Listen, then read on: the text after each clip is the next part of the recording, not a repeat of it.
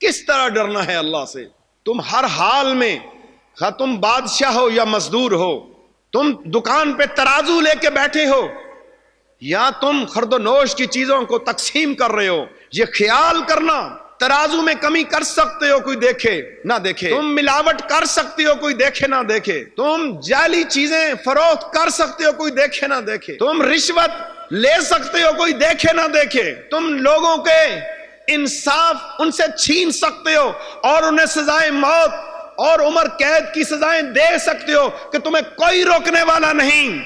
حق تو یہ ہے کہ تم منصب انصاف پہ بیٹھے ہو، حق تو یہ ہے تم عدل کی کرسی پہ بیٹھے ہو، حق تو یہ ہے تم دکاندار ہو، حق تو یہ ہے کہ تم چیزیں فروخت کرتے ہو، کوئی بھی تمہیں نہیں دیکھ رہا، اور تم اس وقت عین اس حالت کے اندر جب ملاوٹ کرنے والے ہو، دھوکہ کرنے والے ہو، رشوت لینے والے ہو، سود لینے والے ہو، ناانصافی پہ قلم چلانے والے ہو، اس وقت تمہارے اندر یہ خیال پیدا ہو کوئی دیکھے نہ دیکھے اللہ دیکھے۔ اللہ نے اسی حق کی بات کی ہے، اتقوا اللہ حق تقاتہ، مجھ سے ایسے ڈرو جیسے ڈرنے کا حق ہے۔